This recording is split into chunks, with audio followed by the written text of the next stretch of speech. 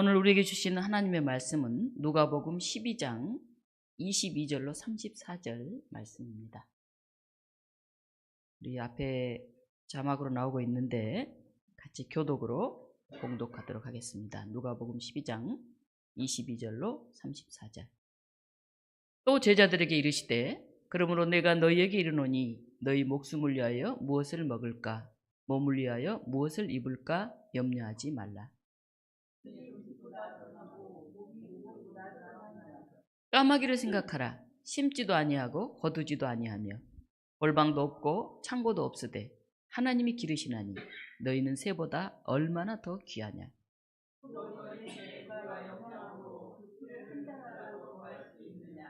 그런즉 가장 작은 일도 하지 못하면서 어찌 다른 일들을 염려하느냐.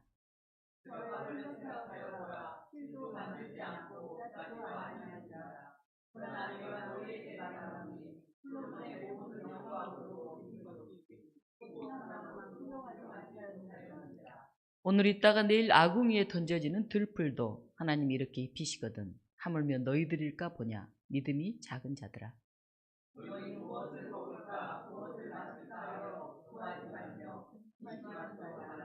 이 모든 것은 세상 백성들이 구하는 것이라. 너희 아버지께서는 이런 것이 너희에게 있어야 할 것을 아시느니라.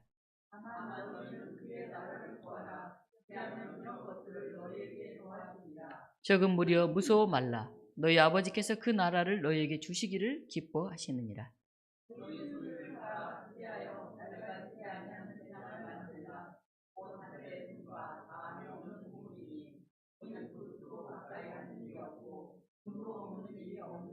함께 읽습니다. 너희 보물 있는 곳에는 너희 마음도 있느니라. 아멘. 오늘 말씀 전하실 김혜숙 목사님을 잠깐 소개하겠습니다. 우리 이대 사학과를 나오셨고요. 장신대 신학대학원을 나오셨습니다. 그리고 네덜란드 ISS에서 여성학 MA, 여성학 석사 과정을 하셨습니다. 그리고 월간 세가정사 발행인으로 총무로 거기서 일하셨고요. 예장 전국 여교육자 연합회 사무총장으로 일하셨습니다. 그리고 지금은 한국 기독교 사회발전협회 사무총장님으로 일하고 계십니다.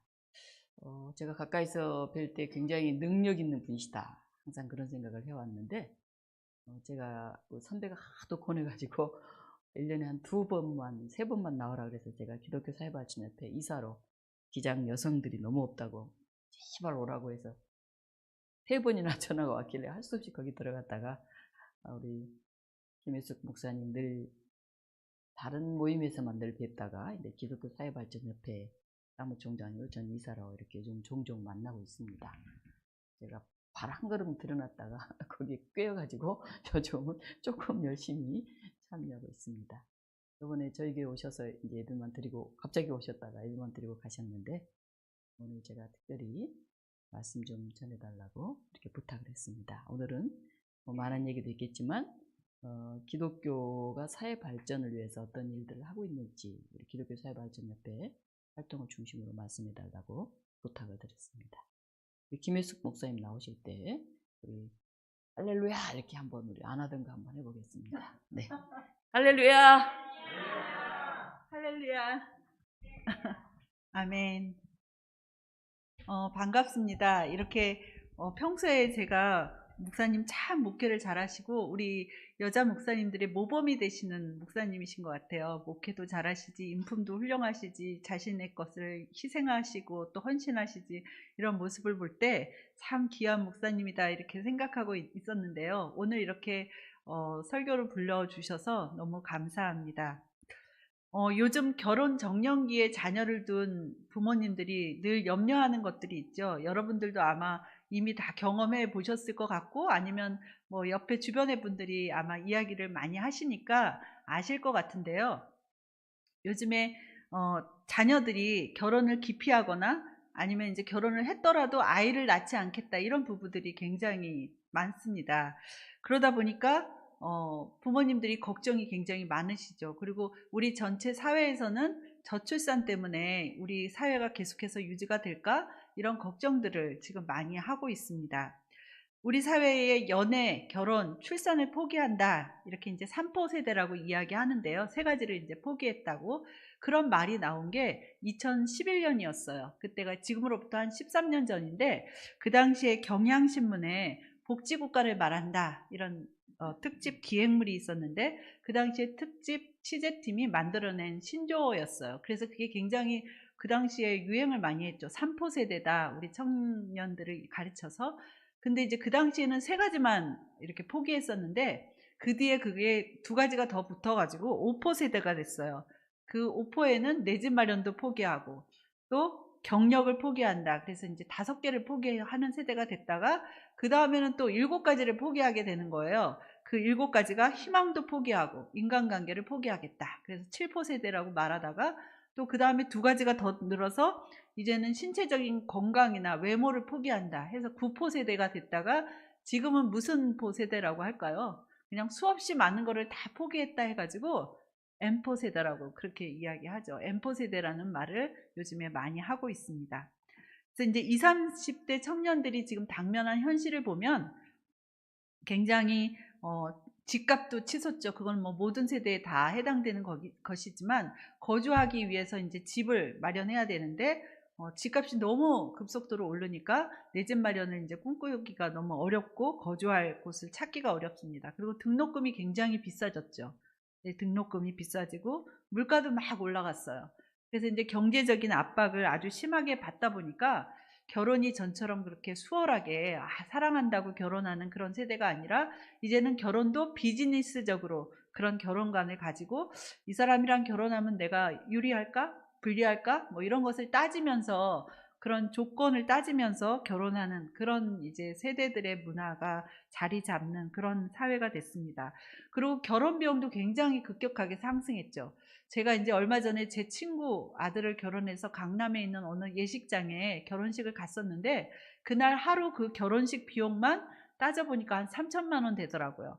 그러니까 이제 그 결혼식 대관료가 한 뭐 1,200만 원, 음식값이 1인당 한 8만 9천 원, 9만 원 돈, 뭐 그래서 이제 이렇게 저렇게 뭐 거기에 이제 그날 장식한 꽃들 뭐 이런 거 다 따지니까 그 결혼식 비용만 하루에 3천만 원이 나가는 거예요. 그러다 보니까 요즘에 결혼을 굉장히 이제 생략하거나 아주 작은 결혼식 뭐 이렇게 하는 또 그런 부부들이 많이 생겨났는데 이렇게 이제 돈이 없으면 결혼도 못한다 이런 이야기들을 청년들이 이렇게 많이 하고 있는 그런 시절에 저희가 살고 있습니다. 그러다 보니까 예전에는 아이들에게 너 꿈이 뭐야? 그러면 저희 자랄 때는 뭐 대통령이 되겠다, 나는 외교관이 되겠다, 저는 기자가 되겠다 이런 아이들이 굉장히 많이 있었는데 여러 가지 꿈이 굉장히 다양했죠. 근데 이제 요즘에는 아이들에게 꿈을 물어보면 자기는 건물주 되겠다고, 그 건물주 되겠다는 애들이 많고 저는 돈 잘 버는 사장님 되겠다고 이런 아이들이 굉장히 많아졌습니다. 그러니까 구체적으로 자신이 어떤 인물이 될까 그걸 생각하는 것이 아니라 어떻게 하면 돈을 많이 버는 직업을 가질까 그것이 이제 아이들의 꿈이 되는 그런 시절이 되었습니다. 그러다 보니까 이런 배금주의적 사고에 젖어 있는 우리 현실 속에서 하늘의 가치, 하나님은 이렇게 살으라고 하셨어, 하나님 그리스도인들은 이렇게 살아야 돼 하는 하늘 가치관을 이야기하기가 참 어려운 그런 시절을 살고 있습니다. 저희가 참 PPT도 지금 열고 있나요? PPT 열어주셔도 되겠습니다. 거기에 보시면은 이제 제가 말한 거를 이렇게 요약해서 해놨는데, 그 다음 이제 한번 봐보시겠습니다. 네, 지금 제가 이제 요즘의 현실에 대해서 이렇게 말씀을 드렸습니다. 그리고 이제 오늘 그럼에도 불구하고 오늘 성경 말씀을 보면 돈 말고 스펙 말고 낡아지지 아니하는 배낭을 만들라고 이렇게 하나님께서는 말씀하고 있습니다. 네. 오늘 말씀을 보면 적은 무리여 이렇게 이제 예수님께서 말씀하셨는데 예수님을 따르는 제자들이 굉장히 적었다는 거예요. 우리가 좁은 문으로 들어가라 이런 이야기 많이 들었죠. 넓은 문에는 구원이 없고 좁은 문으로 들어가야 된다. 근데 그 좁은 문을 찾는 사람은 항상 적다는 거예요. 그래서 이제 예수님께서 오늘 말씀을 적은 무리여 이렇게 이야기하시면서 예수님을 따르는 너희 무리여 두려워 말라, 무서워 말라 이렇게 이제 말씀하고 계십니다. 무엇을 무서워 말라고 하느냐면 내가 목숨을 위해서 무엇을 먹을까, 또 몸을 위해서 무엇을 입을까, 염려하지 말라는 그런 말씀입니다. 왜냐하면 목숨이 음식보다도 중요하고 또 몸이 의복보다도 중요한데 중요한 것들을 다 버려놓고 중요하지 않은 것들을 매달리지 말라는 그런 말씀입니다. 적은 무리라고 이렇게 강조한 것은 의미가 있다고 봅니다. 세상 가치관을 따르는 사람들은 굉장히 많은 무리가 지금 눈에 보이는 것처럼 많은 사람들이 세상 가치관을 따라서 살고 있어요. 그런데 그 속에서도 너희는 그 세상 가치관을 따라서 살지 말고 하늘의 가치관, 보다 한 차원 높은 그리스도인들의 가치관을 따르면서 살아가라는 그런 말씀입니다. 그래서 우리가 살아가면서 중요한 것이 무엇인지 다시 한번 생각해 보라는 그런 말씀이고요. 적은 무리여 이렇게 강조함으로써 수가 적더라도 너희가 위축할 필요가 없다. 원래 그런 거다 하는 말씀을 해주고 계십니다.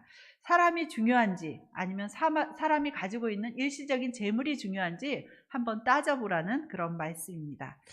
우리가 읽은 본문을 보면 우리 이제 오늘 개역개정 성경을 읽었는데요. 한 단락으로 돼 있었어요. 22절부터 34절까지 쭉 그냥 읽었습니다. 그런데 이제 영어 성경을 보면 이 성경을 두 부분으로 나눠져 놨어요. 그러니까 22절부터 31절까지를 한 단락으로 해놨고 그 다음에 32절부터 또 34절까지를 다른 단락으로 이렇게 구별해 나왔습니다. 그러면서 앞부분에 그 22절에서 32절까지의 한 단락을 제목을 붙여놨는데 그 소제목을 뭐라고 붙였냐면 하나님을 믿어라, 이런 소제목을 붙여놨습니다. 그러니까 까마귀들을 봐라, 새들을 봐라, 그렇게 심지도 않고 또 거두지도 않지만 창고도 없지만 하늘 아버지께서 먹이신다. 또 들의 백합화를 봐라. 그 백합화들은 실도 만들지 않고 옷을 짜지도 않지만 하늘 아버지께서 아름답게 만드셨다. 솔로몬의 영광도 이처럼 아름답지 않다 하는 말씀을 하는데 무엇을 그렇게 두려워하느냐, 염려하느냐 하는 말씀을 하고 계십니다. 너희가 근심한다고 해서, 염려한다고 해서 너희의 키를 한 자라도 크게 할 수 있느냐 하는 말씀을 하고 있습니다. 너희가 염려한다고 해서 내 생명을 하루도 더 연장시킬 수 있느냐, 조금이라도 연장할 수 있느냐 하는 질문을 하고 계시는 것입니다. 곧 염려는 믿음이 적은 연고라는 거예요. 믿음이 적기 때문에 염려한다는 거예요. 그래서 오늘 말씀은 그러니까 하나님을 믿어라, 그렇게 말씀하는 것입니다. 하나님을 믿으면 된다는 것입니다. 먹고 사는 문제로 염려하는 것이 어떤 면에서 굉장히 당연하지만 그렇게 당연하기 때문에 하나님께서는 그 필요한 것들을 다 알고 계신다는 말씀입니다. 하나님을 믿고 그의 나라를 구하면 오히려 너희에게 세상에서 필요한 것들을 다 채워주신다 하는 말씀입니다. 그러니까 이런 하나님을 믿기만 해라 하는 말씀인데요. 사실 이런 이야기들을 우리 주변에서 종종 우리가 들을 수 있습니다.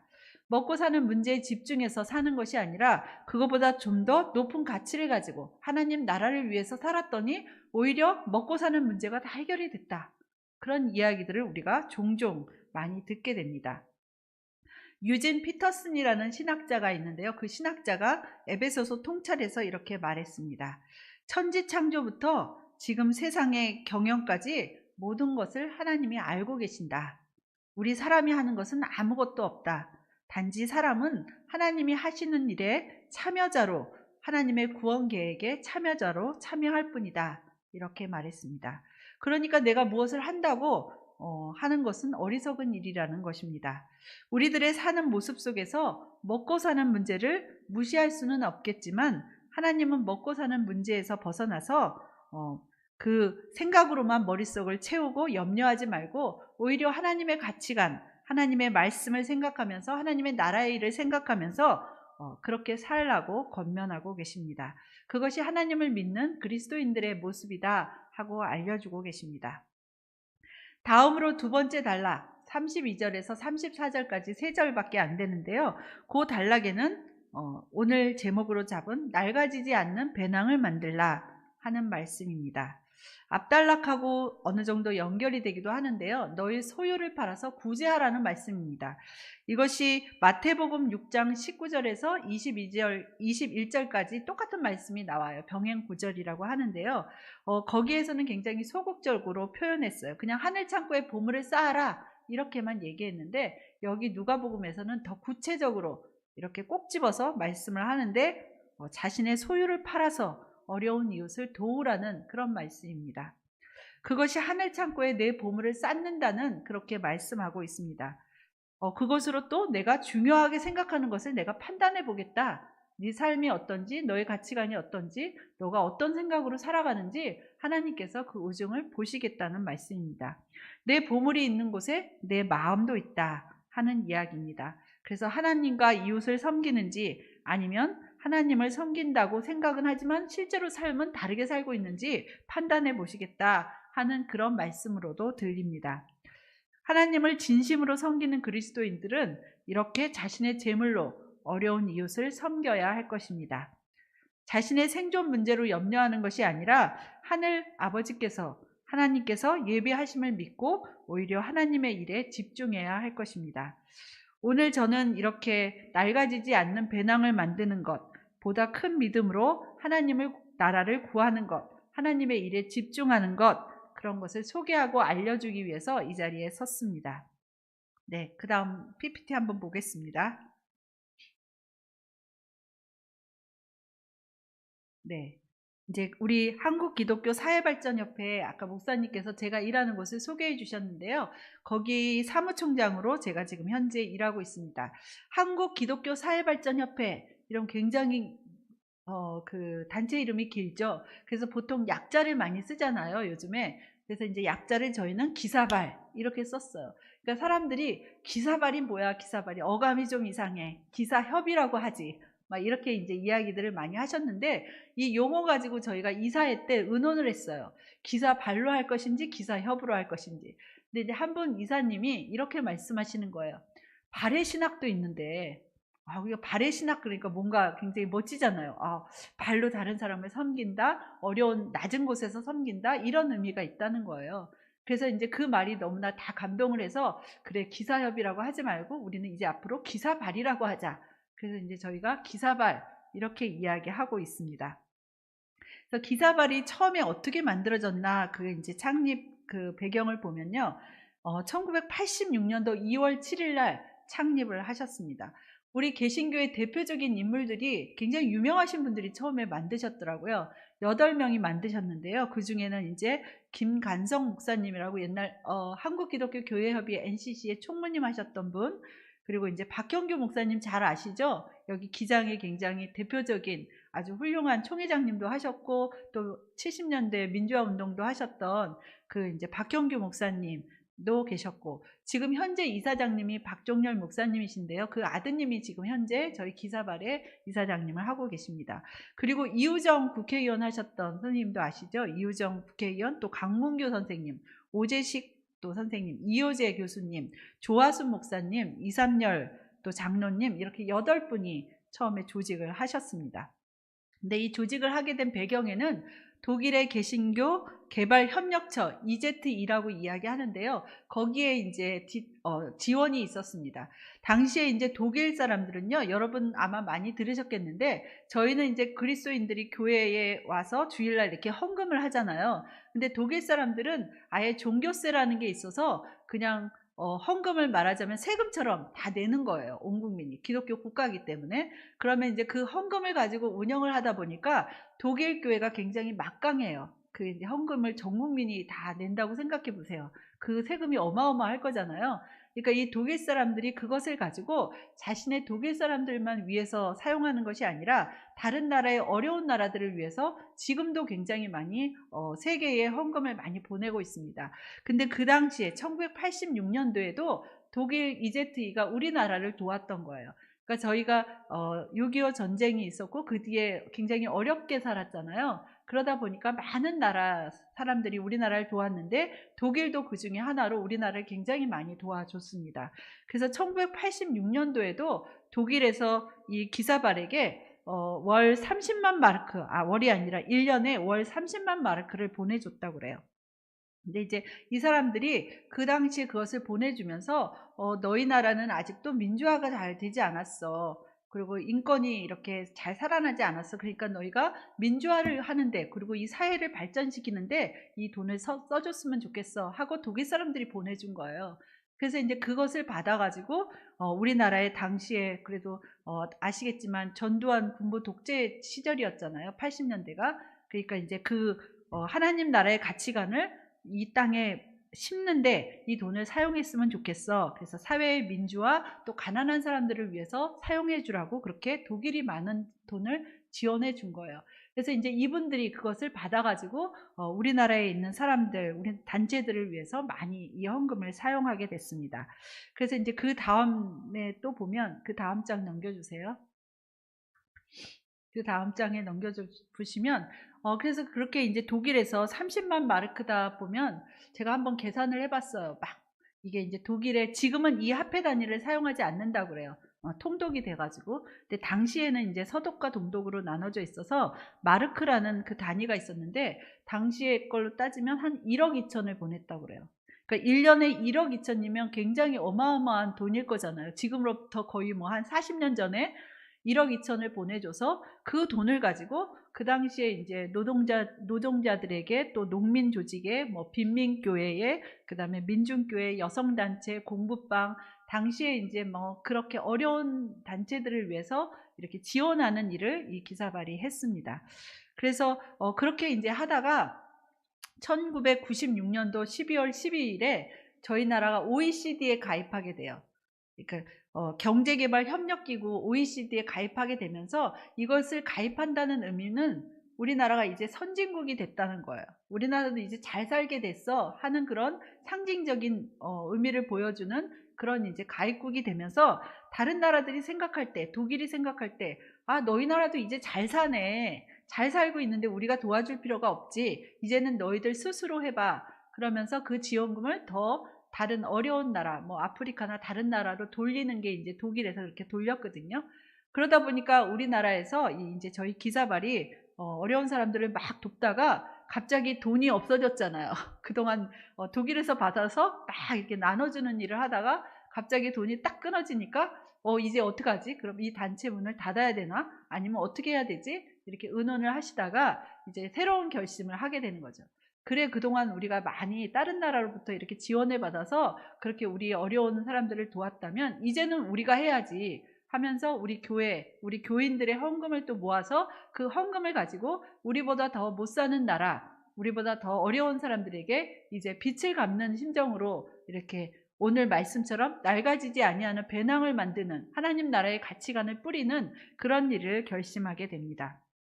그래서 1996년도 12월 13일에 사단법인을 만들어요. 사단법인을 만들어서 한국기독교 사회발전협회가 이제 본격적으로 대외 사업을 그렇게 이제 시작하게 됩니다. 그래서 한 10여 년 그동안에 뭐 베트남의 빈농에게 암소 지원하는 운동도 했었고요. 그러니까 그 암소를 사주는 거죠, 거기에. 그럼 그 암소를 가지고 농사도 짓고 뭐 이제 살아가라고. 그리고 이제 미얀마의 도시 빈민에게 사이클 지원 사업도 했었고요.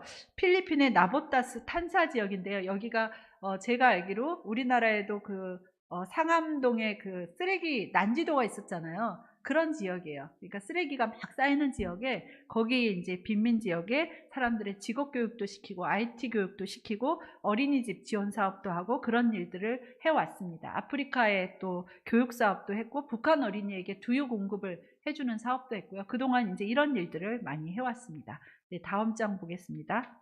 그러면 지금 현재는 어떤 일을 하는가 그걸 보겠습니다. 그동안 해온 일 지금 말씀드렸고요. 네, 이제 그 다음 보겠습니다. 네, 현재는 이제 한 서너 가지 일을 대표적으로 하고 있는데요. 포럼 카이로스라는 그런 포럼을 하고 있어요. 사실은 이제 저희 단체가 사실은 제가 이제 일을 해보니까 이렇게 뭐랄까 눈에 탁탁 보이는 일보다는 어떤 가치관을 만드는 일을 많이 해요. 그러니까 사람들이 생각할 때는 저런 게 꼭 필요할까? 이렇게 생각할 수도 있는데 원래 포럼을 열어요. 한 달에 한 번씩 포럼을 열어서 우리 사회가 어떤 방향으로 가야 할까? 우리 사회가 정말 기독교 사회로 발전하기 위해서는 어떤 사회가 돼야 하지? 이런 것들은 사실 공부를 해야 되잖아요. 그냥 막 일상생활만 해서는 모르잖아요. 저도 모르잖아요. 그러다 보니까 한 달에 한 번씩 이런 예를 들면 이런 경제는 어떻게 해야 돼? 이런 뭐 임금은 또 어떻게 해야 돼? 뭐 이런 목회는 또 어떻게 해야 돼? 이런 것들을 그때그때 주제를 정해서 전문가를 모시고 저희가 이제 전문가의 이야기도 듣고 질문도 하고 이런 이제 포럼을 하게 됩니다. 그래서 여기 사진에 보면 이 당시에는 이제 WCC의 총회가 있었을 때 WCC에서는 세계교회 협의회에서는 어떤 일들이 지금 논의가 되고 있는지 그런 것들을 배우는 그런 포럼을 한 적이 있고요. 또 그 다음 장 보겠습니다. 그 다음 장 보시면 또 이제 우리 사회가 굉장히 암울하고 힘든데 어떤 희망을 가질 수 있을까? 그래서 이제 구약학자를 모시고 이제 공부한 적도 있었고요. 또 여기 보시면 청년들은 다 어디로 갔어? 교회에서 그런 이제 청년에 대한 거. 또 우리 사회가 맨날 교회가 지금은 사람들이 막 교회를 기피하고 막 교회에 대해서 이미지가 안 좋아졌잖아요. 그 원인이 뭐지? 뭐 이런 것들도 포럼을 한 적이 있고요. 그 다음 보겠습니다. 드디어 이제 어떤 분이 나오실 텐데 그 다음에 어떤 일을 했을까요? 네, 한 번은 우리 김성희 목사님을 모시고 그거 아직 안 넘기시고요. 네, 그 전에 걸로. 네, 김성희 목사님 모시고 마을 목회를 어떻게 잘하셨는지 목사님이 여기서 마을 목회 하신 게 막 전국에 다 소문이 났잖아요. 그래서 이 교회들이 작은 교회가 어떻게 해서 목회를 잘할 수 있는지 모시고 저희가 한번 또 들은 일이 있습니다. 그래서 여기 굉장히 놀라웠어요. 이 도심 한복판에서 목회를 이렇게 하실 수 있구나. 마을과 어떻게 연대하면서 교회가 이렇게 잘 상생할 수 있구나. 이런 것도 저희가 이제 포럼을 이런 것들을 매달 진행하고 있습니다. 네, 그 다음 보겠습니다. 그리고 이제 좀 전에 말씀드린 것처럼 저개발국, 그러니까 가난한 나라를 돕는데 저희가 지금 현재는 미얀마의 비스켓 지원 사업을 하고 있어요. 지금 이제 미얀마의 한 집을 보여드리는 거예요. 미얀마가 옛날로 얘기하면 버마예요. 버마라고 보통 이야기했잖아요. 지금 이제 미얀마라고 이야기하는데요. 이 미얀마가 3년 전에, 그러니까 2021년 2월에 군부 쿠데타가 일어났어요. 저희 나라처럼. 그러니까 군부가 쿠데타가 일어나서 선거로는 아웅산 수지라고 많이 들어보셨을 거예요. 그 사람이 이긴 거예요. 그 사람이 선거에서는 이겼는데 그걸 무시해버리고 이 군부가 쿠데타를 일으켜서 군인들이 권력을 잡았어요. 그러다 보니까 군인들이 권력을 잡아서 아주 국민들을 위해서 잘 정치하고 그렇게 했으면 뭐 누가 뭐라고 그러겠어요. 근데 그게 아니라 자신들에게 이롭게 독재를 하고 자신들에게 반대하는 사람들은 무조건 옥에 가두거나 처형해버리거나 그렇게 지금 굉장히 인권이 유린되는 그런 상황에 지금 처해 있는 거예요. 그래서 바른 소리 하는 사람들은 그냥 잡아 가두고 죽이고 굉장히 처참하게 그것도 이제 사지를 막 잘라서 목만 내걸고 뭐 그런 현상이 지금 현재도 일어나고 있다고 그래요. 그래서 그 사람들을 이제 미얀마 사람들의 슬로건이 뭐냐면 불의가 법이 될 때 저항은 의무가 된다. 이게 이제 슬로건이라는 거예요. 그러니까 불의가 막 지금 법이 돼버린 거예요. 군부가. 그러면 저항은 우리는 당연히 의무적으로 해야 된다. 이런 슬로건으로 미얀마인들이 지금 시민 저항 운동을 많이 하고 있는데요. 그러다 보니까 지금 사실은 뉴스에는 잘 안 나오지만 그곳에 다녀온 사람들의 얘기를 들으면 아주 처참한 그리고 비참한 상황이 굉장히 지금도 현재도 벌어지고 있다고 그럽니다. 그리고 이제 군부에 의해서 그래서 그동안에 몇 년 사이에 정말 5,400명 이상의 시민군이나 민간인이 희생당했고요. 그 다음에 25,000명 이상이 정치범으로 구금이 돼 있는 상황이라고 합니다. 그러면서 이 사람들이 저 동네에 우리를 반대하는 시민이 있대. 저 동네에 우리를 반대하는 세력이 있어. 그러면 어떻게 하냐면 그 마을 전체를 그 다음 보겠습니다. 어떻게 하냐면요. 그 다음 사진을 보겠습니다. 이렇게 평온한 데를 그냥 불질러 버리는 거예요. 그래서 저는 처음에 너무 이해가 안 됐어요. 아니 자기네 나라의 재산인데 자기네 나라 국민인데 어떻게 불을 지르지? 그냥 그 일대를 다 불질러 버리는 거예요. 그러면은 평온하게 살다가도 바로 뭐 짐도 쌀 겨를이 없겠죠. 그냥 도망쳐 나와야 되는 거예요. 안 그러면 화재에 다 그 자신 목숨까지도 위태로워지니까 그래서 이제 피난민들이 많이 생기고 그러다 보니까 인근 지역에 난민촌이 많이 생겼어요. 그러니까 이제 피난민이 돼서 다른 곳에 가서 갑자기 자신의 살던 터전을 잃어버리고 살게 되는 거죠. 그러면서 이제 그 사람들에게 가장 필요한 게 뭔가를 물었더니 당장 먹고 살 게 없는 거예요. 당장 먹을 게 없고 그리고 이제 피난 가면서 이 군부의 그 눈을 피해서 살다 보니까 밥도 제대로 지어 먹을 수가 없대요. 왜냐하면 연기 나고 그러면 또 그 신분이 노출이 되면 그대로 또 군부가 공격하고 잡아가고 뭐 이러다 보니까 그 사람들이 이제 당장 유사시에 먹을 수 있는 식량이 필요한데 어떤 게 좋을까 해서 비스켓이라는 그것을 만들어냈는데, 지금 우리로 생각하면 왜 그 에너지바 같은 거 있잖아요. 그런 거 생각하시면 돼요. 과자인데 이것이 에너지가 되는 거예요. 그게 밥처럼 쓸 수 있는 거예요. 그 다음 장 보겠습니다. 그래서 그 인근 지역에, 그 다음 페이지 보겠습니다. 인근 지역에 이렇게 비스켓 공장을 넣는데요. 네, 여기 보시면은 그 태국 메소세 난민촌에 이렇게 비스켓 공장을 만들었어요. 우리나라가 도와줘가지고, 우리 이제 단체들이 도와줘서요. 그래서 거기에 일꾼이 이제 노동자가 3명이서 이 비스켓을 매일 만드는 거예요. 저렇게 만들어서 보내는데, 이 비스켓이 하루 열량으로 치면 어른은 10개 정도 먹으면 하루 열량이 나온대요. 그리고 아이들은 5개 정도 먹으면 된대요. 그리고 이 인건 노동자 일하는 그 인건비가 한 달이면 30만 원이래요. 그래서 저도 그것도 참 놀랐는데, 그러니까 한 달 인건비가 30만 원이라서 저희 단체는 우리가 한 달에 인건비를 좀 대줬으면 좋겠다 해서 저희가 지금 몇 년 전부터 계속해서 이제 한 달에 이 인건비를 계속 대주고 있어요. 그래서 이렇게 이제 비스켓을 만들어서 그 난민촌에 있는 사람들도 먹고, 그 난민촌에 있는 미얀마인들이 이렇게 말하자면 뭐 그 이제 차에 싣고 아니면 자기 신이 짐으로 싣고 가서 그 미얀마 국경지대를 아직은 허술한가 봐요. 왔다 갔다 할 수 있어서 그 안에 들어가서 또 비스켓을 주고 오고 이런 일들을 지금 하고 있습니다. 그래서 그 사람들에게 이제 그 다음 페이지 보겠습니다. 네, 그 다음 보시면 이 비스켓을 이제 만들어가지고 만드는 모습이 지금 나오죠. 지금 이렇게 굽는 모습이 나오고요. 네, 그 다음 보겠습니다.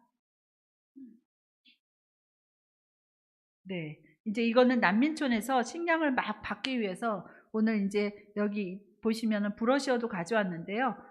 그 미얀마 사람들입니다. 식량을 기다리는 줄이죠. 그 다음이요. 그 다음 페이지 보시면 이제 비스켓 받은 어린 아이의 모습이고요. 그 다음, 네, 이제 비스켓을 저렇게 박스에다 이제 넣어서 배분하는 모습입니다. 네, 이렇게 비스켓을 나눠주는 모습이고요. 그 다음, 네, 그 다음 또 보겠습니다. 네, 이 비스켓을 이제 실는 모습이 나와요. 그 다음 보겠습니다. 네, 이렇게 트럭에다가 박스 실어서 이제 이동을 하는 거죠. 이렇게 실어가지고 그 국내에 있는 사람들에게도 보내고, 거기에 이제 여러 사람들이 나누어 먹는 모습을 보고 있습니다. 사실 이제 굉장히 아주 원초적인 거죠. 우리가 이제 먹을 식량을 보내주고 있는 거고요. 또 그때 생리대가 굉장히 필요하다고 해서 얼마 전에는 이제 생리대를 또 사서 생리대를 보내주기도 하고 그런 일들을 했습니다. 그 다음 보겠습니다. 저희가 이제 미얀마도 이렇게 돕고 있고요. 그 다음 사진 보겠습니다. 이거는 누구냐면요, 우크라이나 사람들이에요. 지금 우크라이나도 2022년부터 전쟁이 시작됐잖아요. 러시아가 침공을 하면서 전쟁이 시작돼서 지금 몇 년째 계속 전쟁을 하고 있는데요. 그러다 보니까 전쟁을 하면 여성들하고 어린이들이 일단은 제일 힘겹게 살아갈 때가 많이 있죠. 그래서 이제 어린이들하고 뭐 여성들을 돕는 그런 병원을 저희가 지원하기도 했는데, 2022년 3월 달부터 여러 우리 또 시민사회 단체들이 우크라이나 전쟁 난민 긴급 구호 연대라는 그 연대 단체를 만들었어요. 그래서 거기를 통해서 지금 이제 지원을 하고 있는데요. 그 우크라이나 동남부 드니프로에서 운영하고 있는 인도주의 지원 센터가 있어요. 그래서 그 센터를 통해서 매일같이 250가구에서 300가구의 식량이나 위생용품, 의약품, 뭐 기타 필수품들을 지원하고 있습니다. 네, 그 다음 페이지 보겠습니다. 그 다음 페이지에 보시면 김영미 국제분쟁 전문 PD가 있어요. 여러분도 아마 TV에서 우크라이나에 대해서 해주는 거 보면 김영미 PD가 나와요. 근데 저도 이제 여기 모임에 갔었는데, 보고대회를 해서 갔었는데요. 이분이 그 우크라이나에서 몇 달을 살다 왔어요. 살아서 취재를 다 하고 왔는데요. 당시에 1,700명이 매일 죽는다 그래요. 그러니까 러시아인이 한 1,200명 죽고요. 더 많이 죽고요. 우크라이나인들이 한 500명 정도 죽는데요. 매일 그렇게 죽다 보니까 그 죽은 시신이 장례를 치러야 되잖아요. 매일같이 저녁이면은 장례 미사를 드린대요. 그래서 이제 거의 매일같이 뭐 곡소리가 계속 들리는 거죠. 자기 식구들이 죽었으니까. 근데 그렇게 죽는 사람만 있는 게 아니라 또 이제 부상자들이 있겠죠. 팔다리 뭐 팔도 떨어지기도 하고 다리 떨어지기도 하고 그럼 그 부상자들을 또 치료하는 게 굉장히 시급하다고 그래요. 그래서 이제 그 사람들을 또 실어나르는 구급차가 필요하대요. 근데 저도 처음에 알았는데 구급차 한 대를 준비하는데 5천만 원이 든대요. 그 차량하고 그 소관에 이제 다 갖추는데 그래서 지금 현재 이제 그 한 대를 보내려고 지금 하고 있는데 현재 3,100만 원밖에 못 모았대요. 그래서 이제 그거를 지금 계속 이제 모으고 있는 중이고요. 우리도 이제 그 단체에 같이 이렇게 협력하고 있습니다. 그 다음 보겠습니다.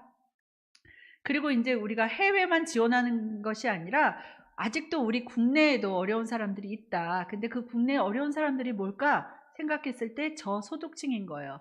근데 그 중에 이제 빚에 허덕이는 사람들 있잖아요. 그래서 그 일을 하시는 분이 있는데 희망 비탄감 상담소를 하시는 분이 있어요. 그래서 이제 김철호 목사님이라고 이분이 하는 데를 저희가 또 매달 좀 지원하고 있고요. 그리고 이제 포천 이주노동자 센터를 또 저희가 지원하고 있습니다.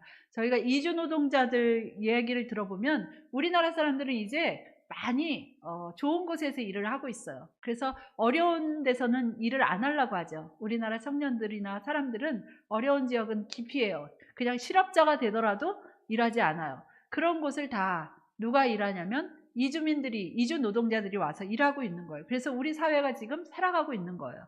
그래서 이주 노동자들의 현실을 보면 아시겠지만 막 굉장히 추운 겨울인데도 컨테이너 하나 막 추운 데서 막 살고 그런 데서 이제 살면서 진짜 얼어 죽지 않은 게 다행이다. 막 이런 얘기들도 하고 그리고 이제 고용 허가제를 지금 운영하고 있어서 저희가 법이 함부로 이 사람들이 자신의 일터를 바꾸지도 못해요. 그 바꿀 수가 없게 그렇게 해놔가지고 굉장히 사업주들이 고용주들이 좋은 사람을 만나면 괜찮지만 그렇지 못한 사람들이 또 많잖아요. 임금도 조금 주는 데다가 그리고 일은 굉장히 장시간 노동시키고 거처는 너무 힘들고 그러니까 그런 이주 노동자들을 위해서 또 일을 하고 있습니다.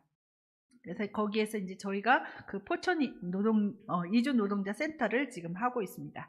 그리고 이제 또 어떤 일을 하냐면요. 그 다음 보겠습니다. 그 다음 사진을 보겠습니다.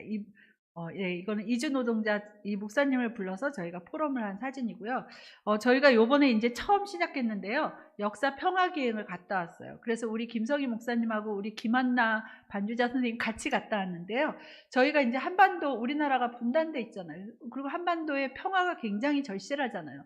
지금 얼마 전까지도 여러분도 아시겠지만 우리나라가 전쟁이 일어나면 어떡하지? 그런 불안감을 계속 우리가 갖고 있었어요.